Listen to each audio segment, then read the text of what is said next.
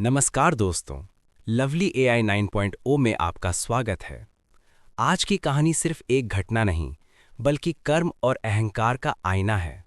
इसे अंत तक जरूर सुनिए। कई साल पहले की बात है। एक समृद्ध राज्य था, सुवर्णगढ़। उस राज्य का राजा बहुत शक्तिशाली था, लेकिन वर्षों तक निसंतान रहा। राजा और रानी ने मंदिर, मस्जिद, साधु संत, दान पुण्य कुछ भी बाकी नहीं छोड़ा। एक दिन महल में शंखनाद गूंज उठा।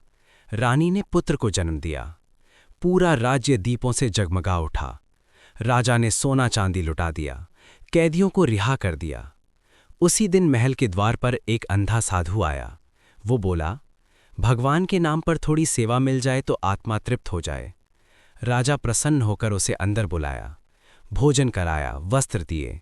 साधु ने बच्चे को छुआ और अचानक उसका चेहरा गंभीर हो गया। साधु बोला, राजन, क्षमा चाहता हूं, लेकिन ये बालक बड़ा होकर दूसरों के दुख में सुख खोजेगा। इसके भीतर करुणा नहीं, केवल अहंकार पलेगा। राजा क्रोधित हो उठा, तू कौन होता है मेरे पुत्र का भविष्य लिखने वाला? रानी बोली, भगवान की देन पर अपशकुन मत लगा।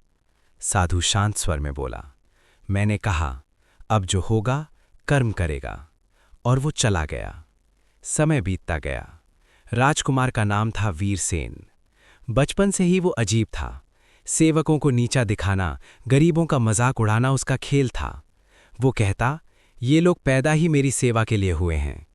राजा ने समझाया, बेटा, प्रजा भगवान का रूप होती है। वीरसेन हंस देता, भगवान कमजोर नहीं होते पिता, कमजोर गरीब होते हैं। राजा का दिल कांप जाता।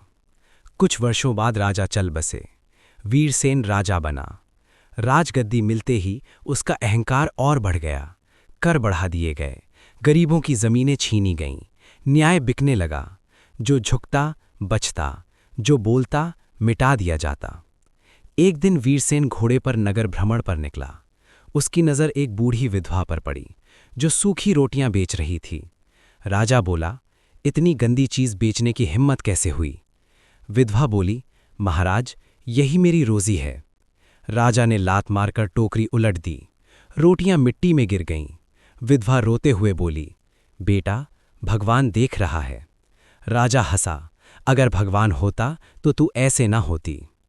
उसी रात राजा को सपना आया। उसने देखा, वही अंधा साधु सिंहासन पर बैठा है और राजा जमीन पर बेड़ियों में जकड़ा है। साधु बोला, सिंहासन ऊंचा था, इसलिए तू नीचे नहीं देख पाया। राजा चीख कर उठा, लेकिन अहंकार ने उसे फिर अंधा कर दिया। कुछ ही महीनों में राज्य में अकाल पड़ा। सेना बगावत पर उतर आई। खजाना खाली हो गया। जिन अमीरों को राजा ने सहारा दिया था, वही उसे छोड़कर भाग गए। एक दिन जनता ने महल घेर लिया। वीरसेन भागते भागते उसी बूढ़ी विधवा के घर पहुंचा। वो उसके पैरों में गिर पड़ा, माँ, मुझे बचा लो। विधवा ने पानी दिया और कहा, आज भगवान तुझे वही दिखा रहे हैं जो तूने कभी दूसरों को दिखाया था। राजा रो पड़ा। कुछ समय बाद वीरसेन ने राज त्याग कर दिया। वो साधु बन गया। हर दिन मंदिर के बाहर बैठकर कहता, अहंकार सबसे बड़ा अंधापन है। सत्ता, धन और ताकत स्थायी नहीं होती। गरीब को कुचलने वाला अंत में खुद कुचला जाता है। कर्म का फल देर से सही, लेकिन मिलता जरूर है। भगवान मौन रहता है, अंधा नहीं होता।